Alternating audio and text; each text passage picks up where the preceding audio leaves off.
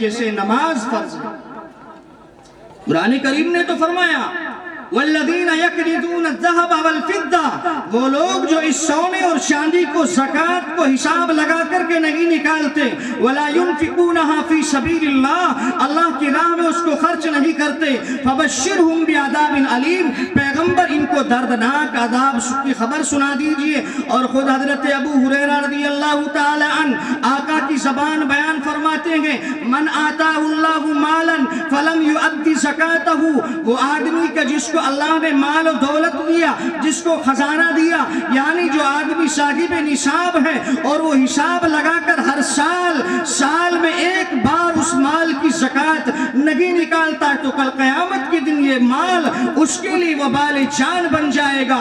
انا کنزو کا وانا مالو کا، اس کو ڈسے گا۔ مسلمانوں، آقا نے تیسرے نمبر کی برائی بیان فرمائی کہ جب میری امت زکوٰۃ کو ٹیکس سمجھنے لگے گی تو امت پر پریشانیوں کے تواتر کے ساتھ میں انبار آنے شروع ہو جائیں گے۔ بات یہاں سے شروع ہوئی تھی، آج ہم پریشان ہیں کیوں؟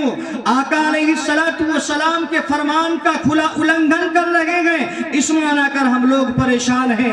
آقا علیہ السلام نے آگے ارشاد فرمایا وَأَدْنَا صَدِيقُهُ وَأَقْصَى أَبَاهُ وَأَقْقَى أُمَّهُ، آقا علیہ السلام نے فرمایا جب لوگ اپنے ماں باپ کی نافرمانی کرنے لگیں، جب لوگ اپنے دوستوں کو قریب کریں اور ماں باپ کو دھتکاریں، آج بہت سارے گھر ایسے ہیں کہ ماں باپ ان کے اندر کھل کر بول نہیں سکتے ہیں، بیٹا جوان ہے، بیٹے کی بہو ہے، بوڑھی ماں اپنے اس گھر کے اندر کہ جس گھر کو اس نے اس گلدستے کے روپ میں سجایا تھا، اس ماں کی ہمت نہیں ہے کہ اپنی بیوی بیٹے کی بہو کے سامنے کھل کر کے بول جائے۔ رب کی قسم کیا ہو رہا ہے، شریعت کی خلاف ورزی ہو رہی ہے۔ آقا علیہ السلام نے تو اس ماں کے لیے کیا آپ نے ارشاد فرمایا، ایک صحابی نے معلوم کیا یا رسول اللہ کس کے ساتھ زیادہ حسن سلوک کروں؟ آقا نے فرمایا امو کا، اپنی ماں کے ساتھ۔ 3 مرتبہ آقا نے یہی جواب دیا، چوتھی مرتبہ آقا نے فرمایا ثم ابو کا، پھر اپنے باپ کے ساتھ۔ یعنی آقا علیہ السلام نے یہاں پر اس بات کو واضح فرما دیا کہ ماں باپ کا کیا درجہ ہے، اور خود رب نے اپنی عبادت کے ساتھ میں وَقَضَى رَبُّكَ أَلَّا تَعْبُدُوا إِلَّا إِيَّاهُ، اپنے اصولی بنیادی قواعد کے ساتھ میں اللہ نے وہاں پر اپنے ماں باپ کی اطاعت اور فرما برداری کو اللہ نے بیان فرمایا۔ معلوم ہوا کہ ماں باپ کی فرما برداری ایک بڑے درجے کی چیز ہے، لیکن آج ہر گھر کے اندر ہم لوگ غور کر لیں کیا حالات ہیں، کیا مسئلہ ہے کہ آج ماں باپ کی ہمت نہیں ہے کہ اولاد کے سامنے کھل کر کے بول جائیں یا کسی مشورے کے اندر شریک ہو جائیں۔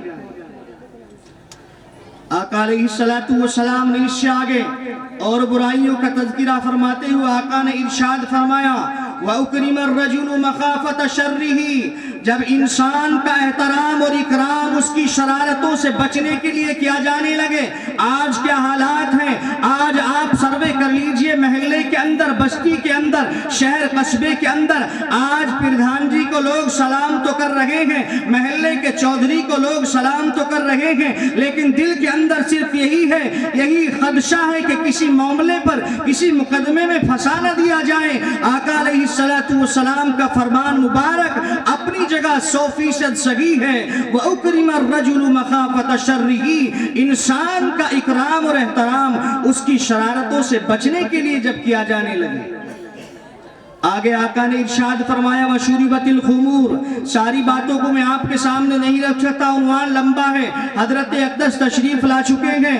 آقا نے ارشاد فرمایا وَشُرِبَتِ الْخُمُورِ، جب شراب میری امت کے اندر عام ہو جائے، آج نوجوان شراب اور بیئر کا دل دادا ہو چلا گئے۔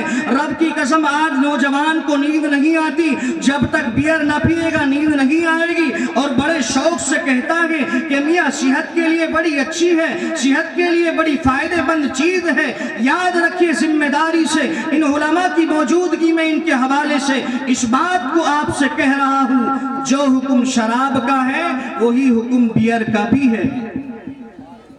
جو حکم شراب کا ہے وہی حکم بیئر کا بھی ہے۔ آج بعض لوگوں کو یہ خدشہ ہے، یہ شک ہے کہ بیئر شراب نہیں ہے، جو حکم شراب کا ہے وہی حکم بیئر کا بھی ہے۔ آج نوجوان دل دادا ہو گیا۔ ارے غور کیجئے، آقا علیہ السلام نے شرابی کی کس طرح سے آپ نے وعید بیان فرمائی ہے۔ آقا نے فرمایا جہنم کے اندر زنا کرنے والے مرد اور زنا کرنے والی عورتیں، ان کی شرمگاہوں سے جو خون اور پیپ کا ایک انبار